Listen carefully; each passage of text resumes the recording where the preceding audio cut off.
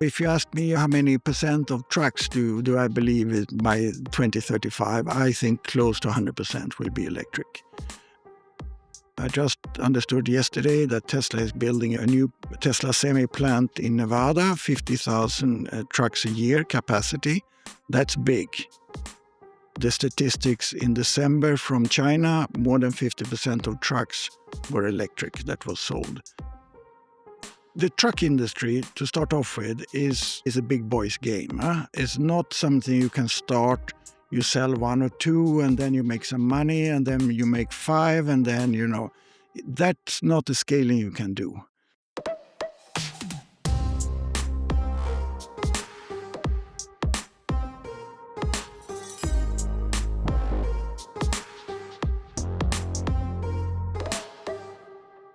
At net zero, commercial vehicles and trucks are expected to account for 10% of Europe's electricity demand, with 80% of charging taking place at depot.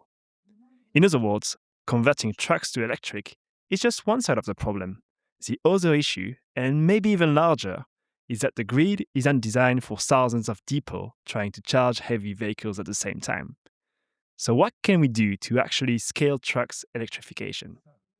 To find out, I'm sitting down with Carl-Magnus Norden, founder of Volta Trucks and co-founder of Decade Energy. And we're sitting down as they just announced their Series A round. My name is Hugo Roche, and I'm an early-stage climate tech investor at Climate Club. Welcome. Very nice to be here, Hugo. And obviously, this is my favorite topic, so I'm very happy to talk to you.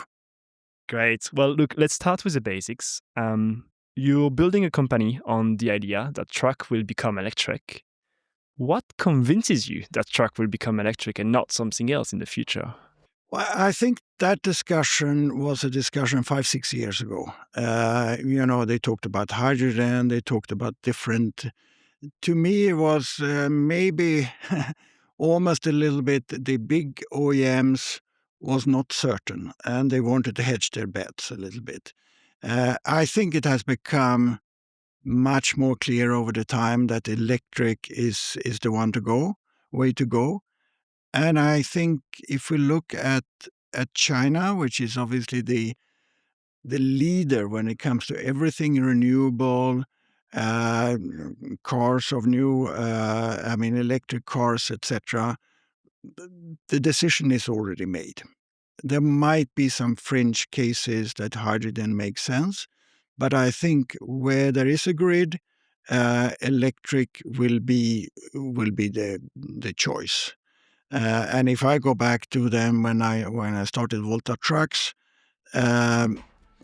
we just felt there was the other alternatives didn't really make sense to scale.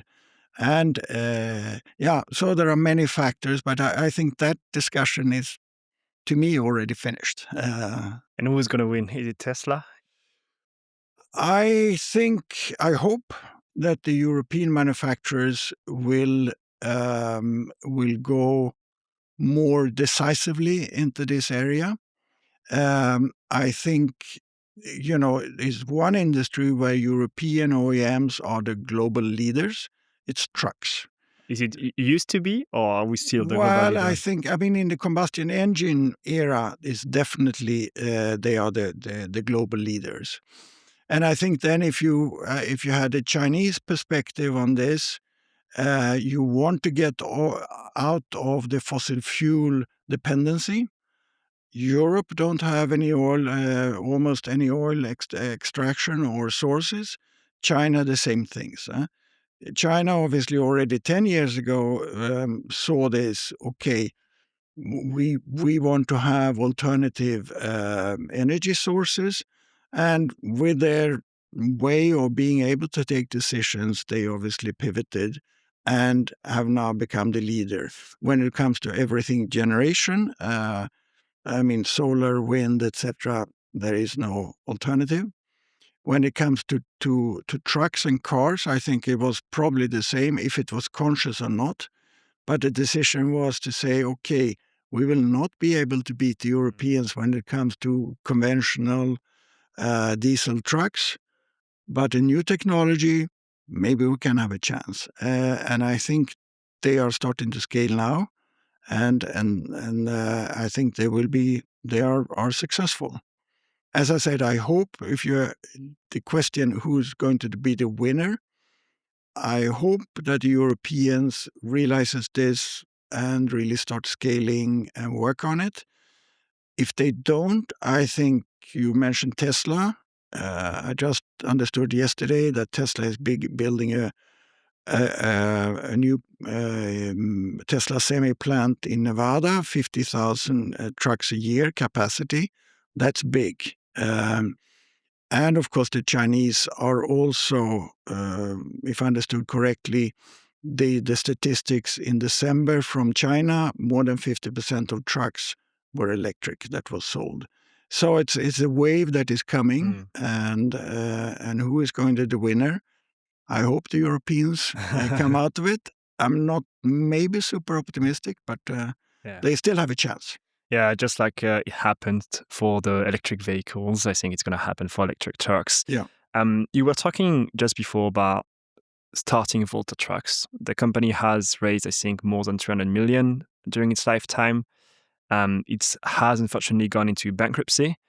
I'm curious, what do we learn as an entrepreneur from that first very long experience and, doing it all apart from unfortunately the last part, which is like selling the company? Well, there are, of course, many lessons learned. I think the truck industry, to start off with, I often say it's a big boys game. It's not something you can start. You sell one or two, and then you make some money, and then you make five, and then, that's not the scaling you can do. So you're not having any revenue before you have sold, delivered, and got paid for your first trucks. And that is then a big journey. You have to, of course, get your design. You have to get your supply chain in order. You have to have your service network in order. In our case, with Volta Trucks, as we were almost the first one in the market, we had to convince leasing companies that this was a good idea. We had the same discussion with insurance companies and so on. So there are many steps before you are there. Then you have to obviously build a plant. In our case, we had a fortune that we could go into do what they call contract manufacturing with a plant that already had produced big numbers of trucks in Steyr in Austria. So we saved probably another, I don't know what, 200-300 million and probably 2-3 years of development. So it's, as I said, is a big undertaking. And then, of course, as an entrepreneur, if you look back and say, okay, was it too ambitious? Should we not have done it? Should we go more small scale or something like that? Even if I look back, I never think that. Because I think even if our company did not succeed in the end, come all the way to delivery and so on, I think we had an impact on the other truck manufacturers. Even when I talk to some people in leading positions of Volvo or Daimler, etc., they're saying, you guys pushed us. So we have, I think, maybe not on our own balance sheet or profit and loss statement, but we have had an impact. We have been part of accelerating this transition. Do you think you were too early to the market? I don't think so. I honestly think that our timing was good because, we had for electrification, there was quite a lot of tailwind in those years. In the US, there was some company that raised, especially through this SPAC system, lots of money, and we were relatively low in investment compared to many of them, and also. We raised more than 400 million, 460 million euro, but that is actually small amounts compared with the big OEMs. I don't remember, a few months ago, or maybe 2 months ago, Porsche closed down their electric SUV project, and they had they wrote off 1.6 billion for a car that never hit the market. So our 460, it's a lot of money, but compared to 1.6, it's not so much. So it's, as I said, it's a big boys game. Um, I still think that we were very close to make it, and if so, we would be a few thousand trucks on the roads of Europe by now. And Volta Trucks was not only CO2 emission reduction and toxic gases. We also, as we started designing from scratch, we could totally reimagine the truck. Most other people still in the market, the design is for diesel with an electric drivetrain, and I think honestly that is going only halfway. So we were liberated to totally redesign the cab. So it would have been not only the cleanest truck in the cities, would also be the safest and the best work environment for drivers. And all these factors are important. Of course, the climate change and CO2 emission is a big thing. Our main driver when we started, the accident rates between trucks and pedestrian and bikers are horrific. When I came to Transport for London the first time, they said 4% of their trucks were electric, but these 4% were involved in close to 80% of all fatal accidents with bikers and pedestrians. Just because of the noise, like because there's No, no noise? for the position of the driver is sitting quite high up and on one side. That creates blind spots. And they don't really see bikers when they come from a certain angle and so on. So, and we then, we took away the big diesel engine where basically the driver is sitting on top of, so we could lower his position. We also put the driver in the center of the truck with other benefits, and we had much more glazing. So the blind spots, I shouldn't say they were eliminated, but they were dramatically reduced. What about the cost? Would it be cheaper to run an electric truck than a diesel truck? Well, obviously they call it TCO, total cost of ownership, which includes, of course, the the capital expenditure for the truck, the fuel or the diesel or the electric supply, also maintenance and service and maintenance and overhead, etc. But the big ones is and the driver, of course. So the biggest ones, the driver, is the same if you drive an electric or maybe a little bit. Our theory was that it should be a little bit less cost of drivers, because the work environment in an electric truck is much better. There is much lower noise. And the shakings that you have all the time is not good for people. So they have obviously quite a lot of sick leave. Also, the average accident rate for drivers in Sweden, when I talked to the labor union there, was about twice as big as normal industry. And why is that? It's a lot of falling accidents. It's almost like a ladder on the side. You go up, you maybe hold a phone or something else, you fall back. So the accident rates is high, and of course then if you reduce that, it's better for the cost of labor. But the other big thing is capital cost for the truck. And they are still considerably higher than diesel trucks for electric trucks as it is. As we talked about before, we have theories, and I think it's getting confirmed week by week, that the prices of the trucks are coming down. And then you have the fuel costs, obviously. What is certain is that service and maintenance will be lower. And fuel costs likely as well. Fuel cost likely, absolutely. It's a little bit, that's why we started Decade Energy. How could we have an impact on reducing the fuel cost? and also the convenience where you want to charge. Yeah, that makes sense.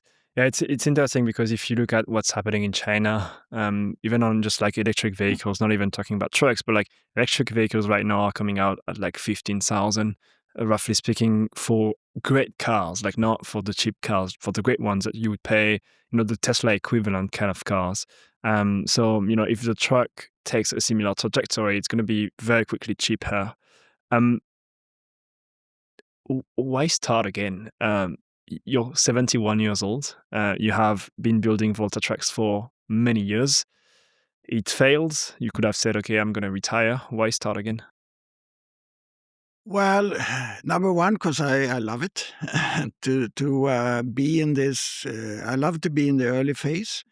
It's a little bit of, what's the beauty of entrepreneurship is that you have some sort of idea, um, and if you have that, of course, it's challenging to see that idea coming into realization, etc.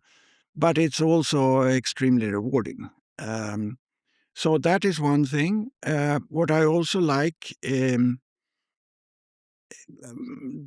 I like to feel that I'm relevant, that I'm contributing to something. And I also enjoy a lot, of course, like this these days, that a lot of people are much younger than I am in our team. I mean, I suppose the average age is a little bit more than 30 years old. But with ambitious people, want to have an impact, want to go places, etc. That is very stimulating to be in that kind of environment. I have many friends and many good friends that spend their time on the golf course or the cruise or whatever it is. Um, I don't. If I have the choice between the two worlds, I much prefer to be in the active. And I think that if we are successful, where I think we have all the opportunities to be, in 3, 4, 5, 10 years' time, this company will have had a very big impact Hmm. on something that is the biggest, I think, one of the biggest challenges for everybody living on this planet. So that is reason as such. I wouldn't start another, gaming site or even a social network or something. Would not thrill me. But here we have the combination of something that I'm starting, growing, being with interesting people at the same time as we can have a very good impact. Hmm. Yeah, well, let's start to talk about Decade. But I thought it was important context to understand the discussion today, to talk about you and what you've done before. All right, so if we take Decade, and I'm now kind of putting my investor hat, right? Um, why is depot and charging the real bottleneck for electric trucks? I mean, we have already chargers for electric vehicles. Why wouldn't work similarly for electric trucks?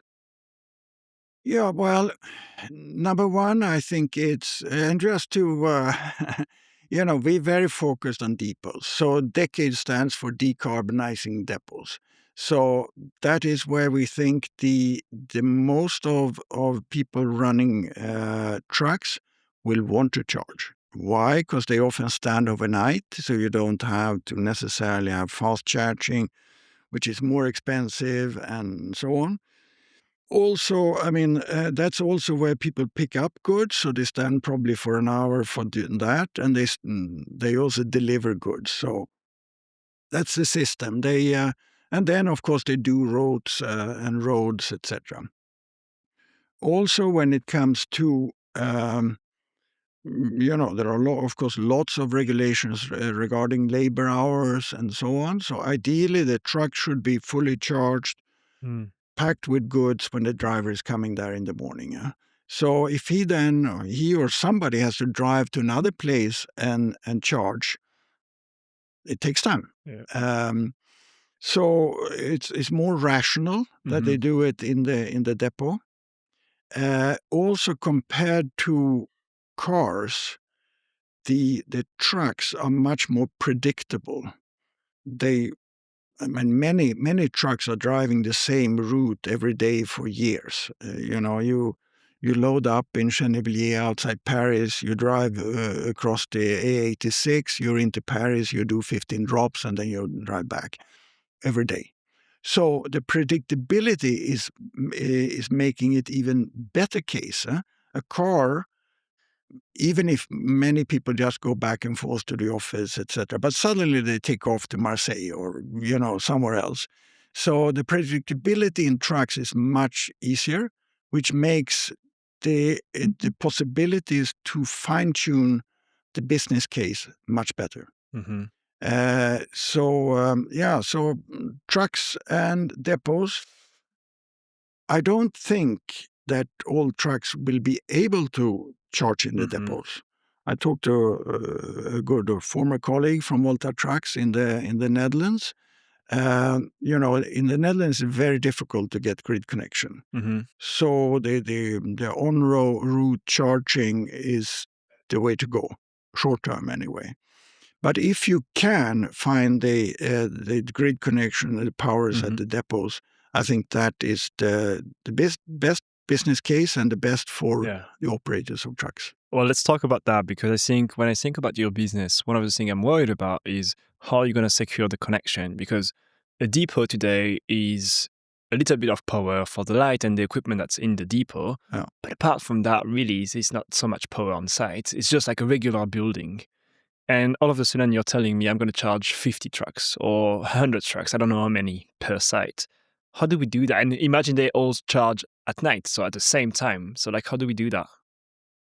Well, it is a big transition of the whole system, the whole energy system or electric system. Well, a year ago or so, I talked to one of the leading people in Vattenfall, which is the biggest utility in electric utility in Sweden.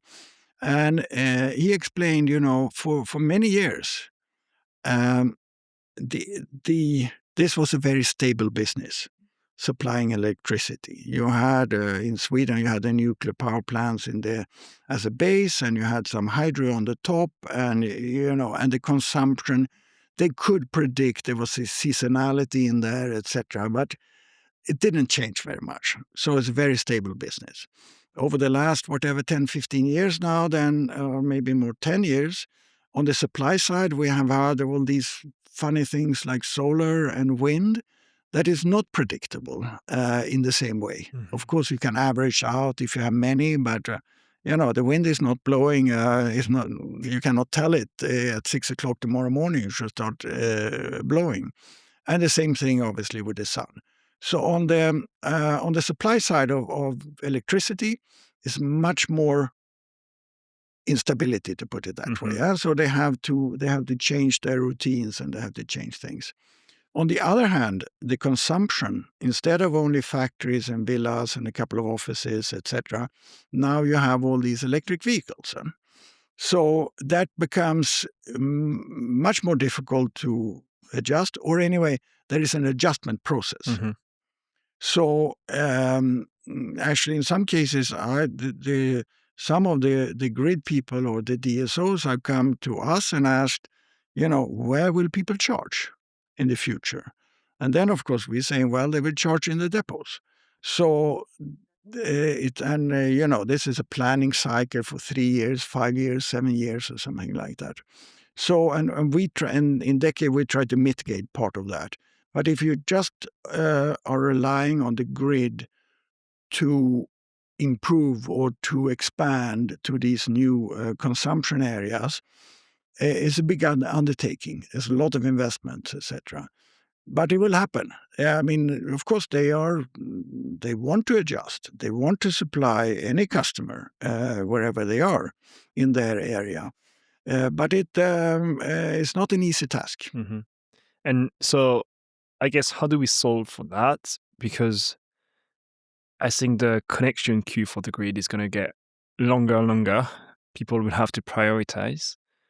How do you make sure that a depot is a place where the grid is going to say, okay, that's where I put it on top of the list and going to provide more power, versus, let's say, a data center, which is able to pay whatever crazy amount of money for power because all they need is power anyway.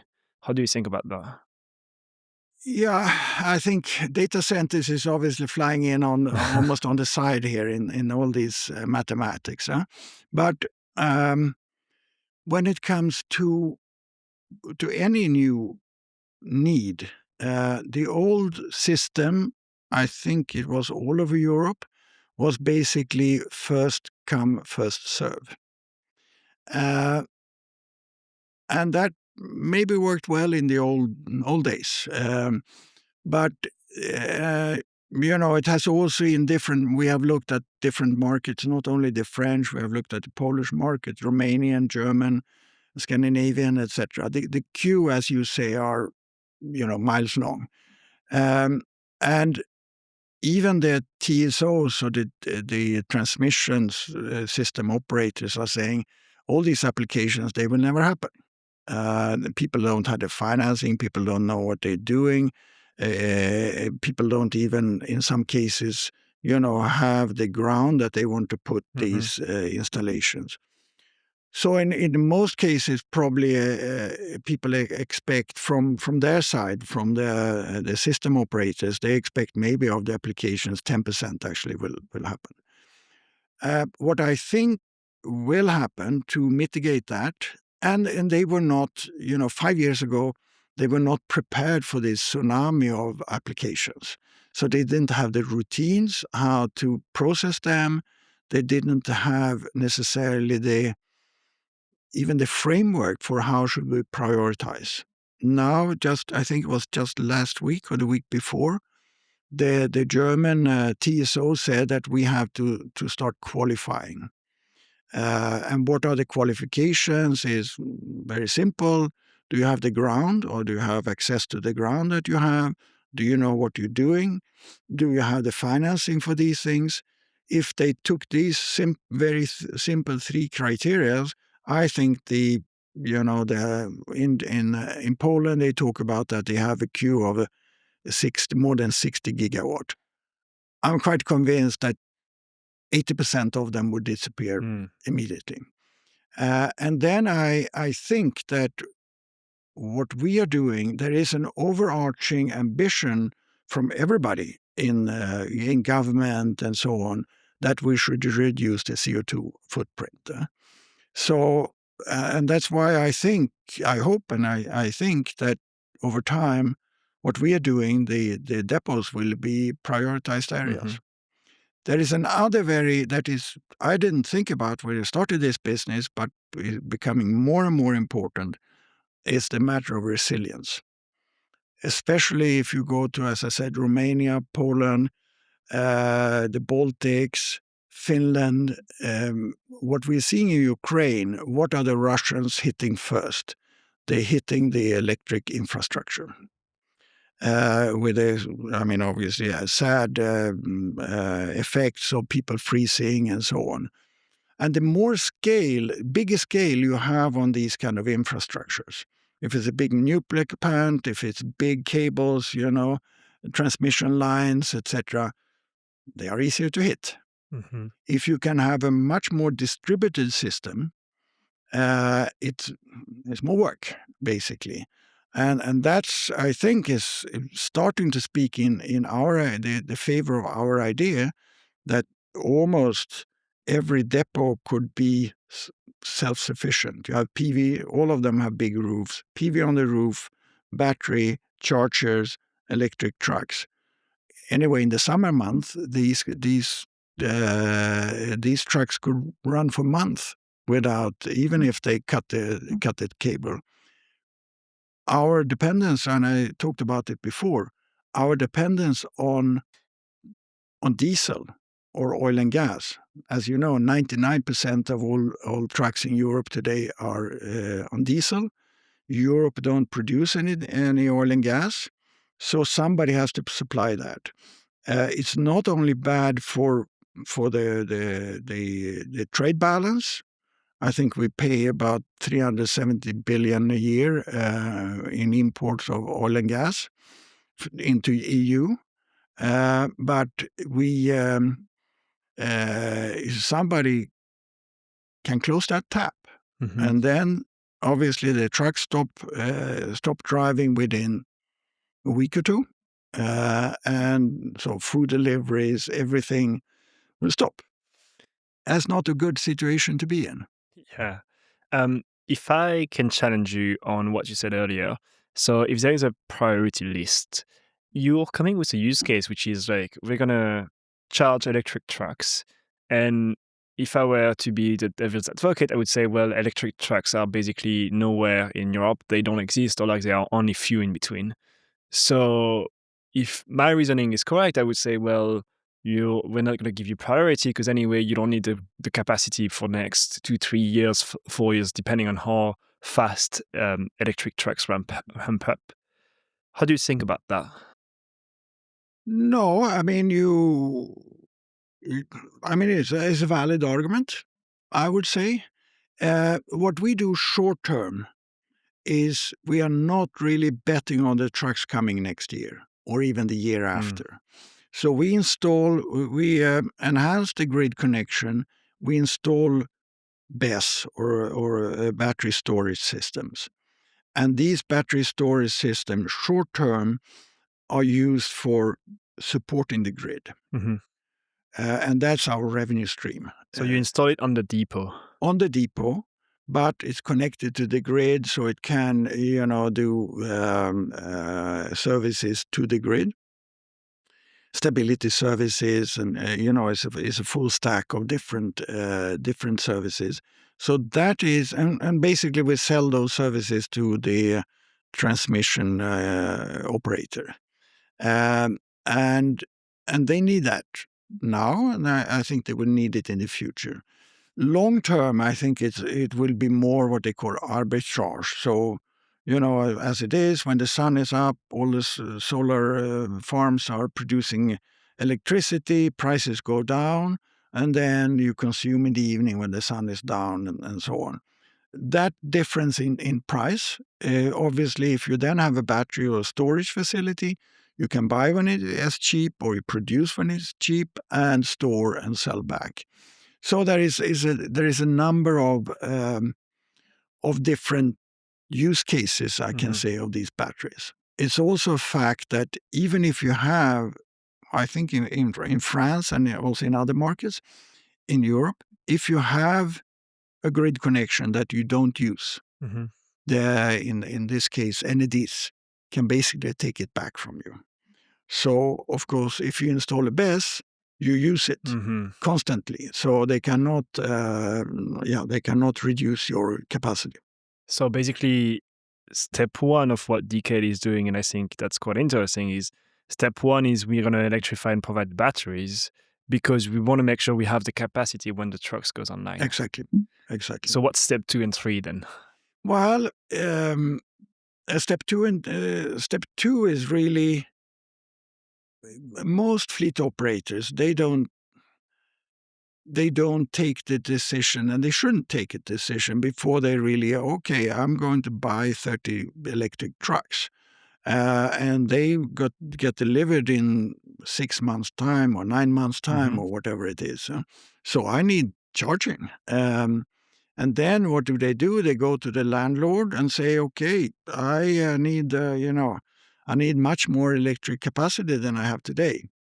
And if we are not there in time, then the landlord is going to the DSO or the grid people and saying, okay, I need to, whatever, have 10 times as much electricity to my site.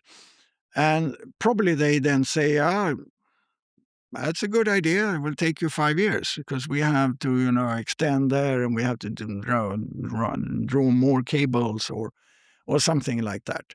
So that is what we want to avoid. We don't want a transition where the trucks are economically viable for the fleet operators. We don't want the charging or the hmm power need to stop the hmm transition. So we try to do the combination. We are not depending on the trucks coming tomorrow. Like you maybe know, there was quite a lot of CPO or charge point operator that said, okay, it will happen in this pace next year or something. So they started building, and the cars didn't come in the pace they hoped, which was unfortunate, but it's the way it is. We have a business model where we live and run our business without the trucks coming.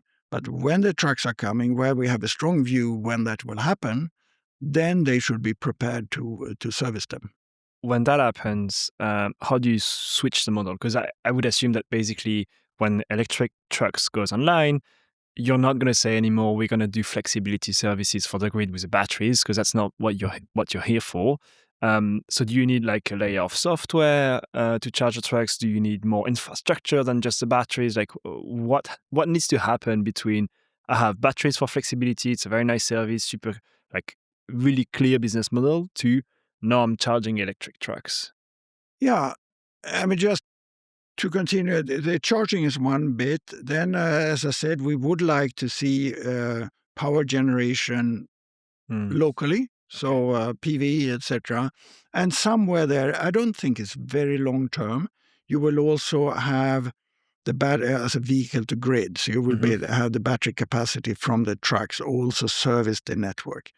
And we then we are building a software layer that we call Brain Kettle, which should integrate all these data streams. So the truck data stream, the charger, the PV, the BESS, and then also coordinate with the grid.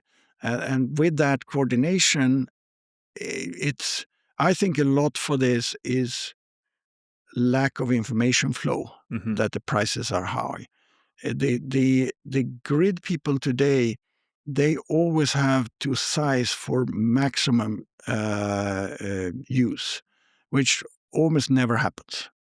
I mean, the average, I think, compared to what the nameplate capacity, most market is somewhere between 20-25%. But to your question, what is the steps here? You can sell these grid services on different kind of contracts. You have a longer term contract that they call tolling, which is basically somebody's guaranteeing you a revenue stream, but you also guarantee that the battery is available for them. Okay. That is the safest from a financial point of view. It's also obviously the one that gives less money. Then you have something called, basically there is some sort of floor, and then you have a profit share on top of that, normally giving higher returns. Or you have a fully flexible system where you can switch tomorrow to the trucks if you want. Normally that gives higher returns, higher risk, higher returns, basically. So, but there are very few. I don't expect many people driving trucks to say, I have 100 trucks today, I order 100 trucks tomorrow, and I throw out all my diesel trucks. Very unlikely that it will happen that way. Normally they have a replacement cycle over 7-8 years. So in whatever is seventh of their fleet, whatever that, they have 100 trucks, 13 trucks first year, 13 trucks next year, etc. And if you just communicate decently, and they most likely have, between the order to they get the trucks, probably have 6-9 months or something. So that would give time to install the charging infrastructure and things like that. So and then, of course, if we would go only into 5-year tolling agreements for full capacity, we could not service trucks within the next 5 years.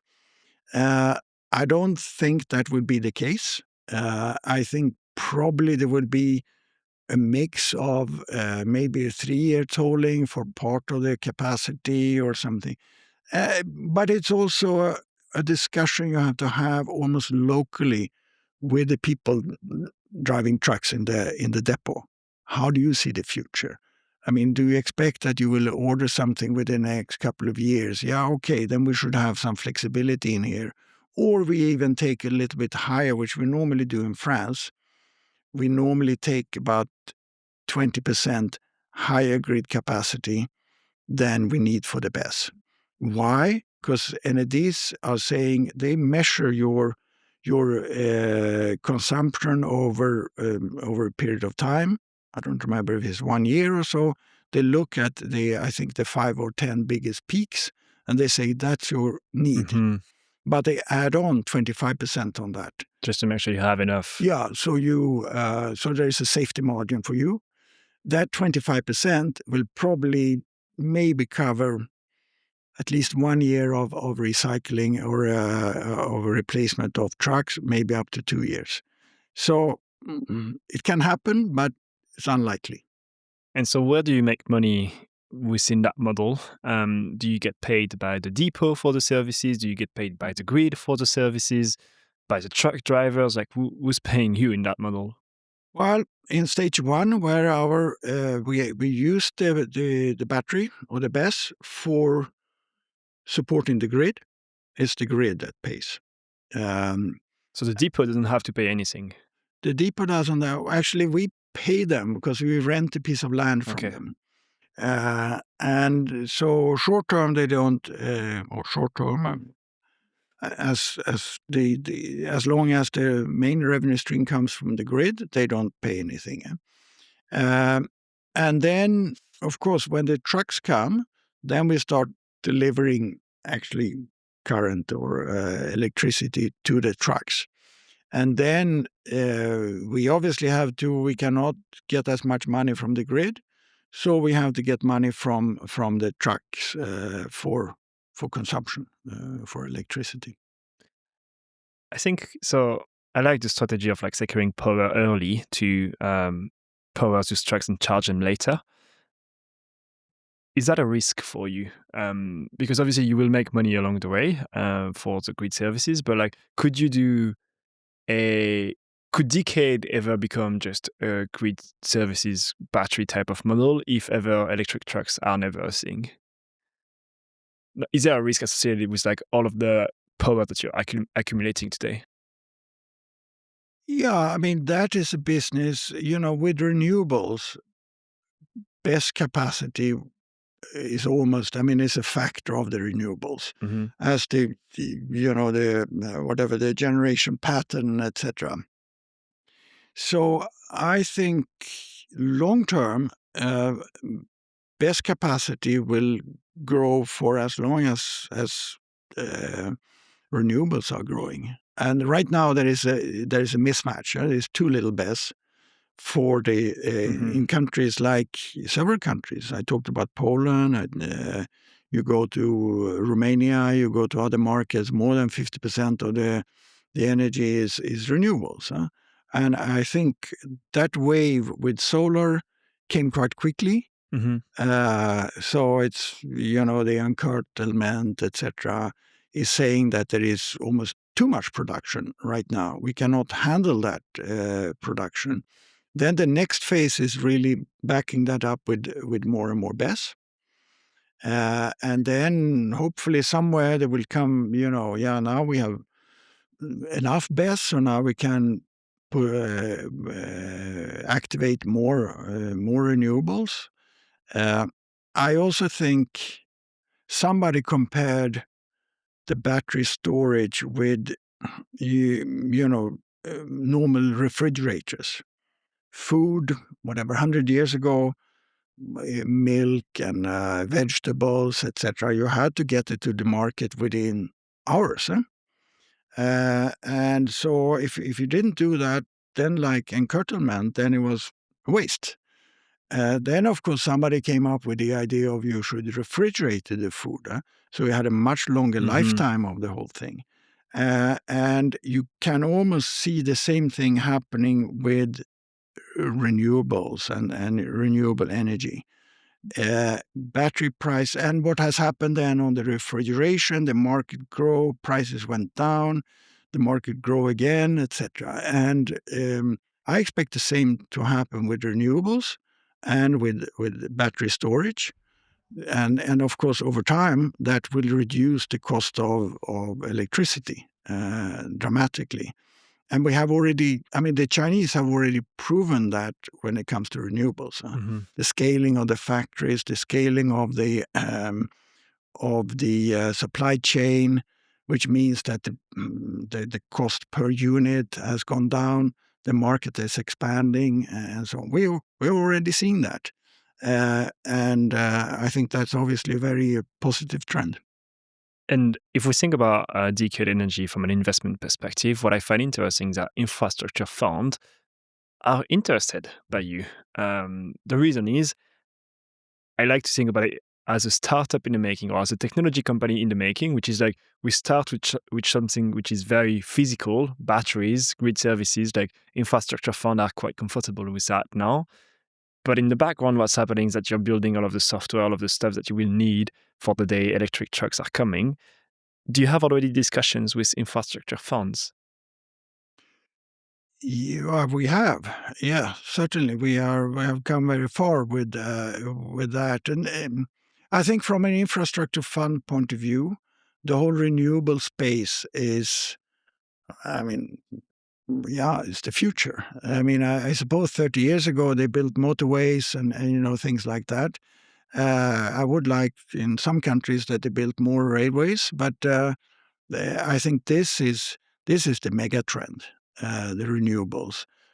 And it's several parts in that Hmm. chain, basically, from the generation to the storage to the facilitation of trucks. So yeah, to me, we are just at the beginning. If we look at trucks, there are, if you include not only EU but the UK and again, Norway and a couple of markets, it's almost 7 million trucks in Europe. Hmm. Um, less than 1%, maybe less than 0.5% of that is electric by now. So there is still 99% to convert. So is there a big potential? Yeah, there is a big potential. So and the sooner we manage to get this wheel spinning, Hmm. of course, it's better for everybody. Let's imagine we're in 2035. If decade has failed by then, what would be the reason why?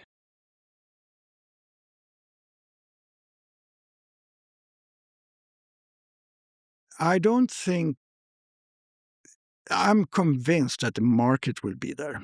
Um, and the trend of, if you ask me how many percent of trucks do I believe is by 2035, I think close to 100% will be electric.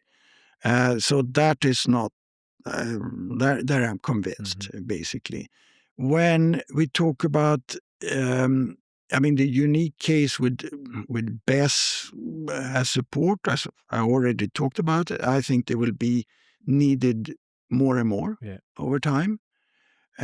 So there are a couple of big trends here that we're building on. So I think if we would fail, it would be that we are not doing the right things. I mean, you can have, of course, overexpansion. You can have, mismanagement, uh, and yeah, I hope we avoid that. But I don't think the underlying trends will happen. Well, one last question for you today. If you succeed, Yeah. what does Europe look like from a tracking perspective in 10 years from now? Well, I think we will see a lot of changes, um, which I think will make things a lot more efficient. Hmm. I think that the trucking as such or the distribution, etc., will be much more efficient. I think it will be more cost efficient, and so on. Our job, I hope and I think that we will be the leader when it comes to this software integrating all the data Hmm. streams. Because if we do that in a good way, I think we will solve a lot about this, grid, not grid availability, or I would like to see, maybe not in Paris, maybe, but not in Sweden. We can probably not do it. But there is also off-grid opportunities, which would open up other continents. I spent a couple of days in South Africa a few weeks ago, and obviously the grid is, in Europe, we have grid everywhere. Yeah. But not enough, but we have it everywhere. If you go to Africa, well, there are big parts that don't have any grid. It could be for them a little bit like the mobile phones, jumping over a couple of steps. And that, I think, from a global point of view, would be a great achievement. Great. Well, that's all the success we wish you. The one last question I always like to ask people is, who's the next person that should be in your seat for an interview? An entrepreneur, an investor in the climate space in Europe? I think we have engaging with us are some people. We have tried to attract people that have a lot of experience in the different parts of what we're doing. We have Bo Nordmark on our advisory board. He had first 20 years or more with ABB, and he has been in the forefront of, I think, he was involved in Northvolt. Unfortunately, they didn't do well. But anyway, he's in the forefront of electrification and the markets. I think certainly he could add a lot of value. I think for us, it's important with how do the grid people look upon this. Yeah. And I think, like many other things, what in this space, when you have a new space, it's lack of information or maybe education that is important.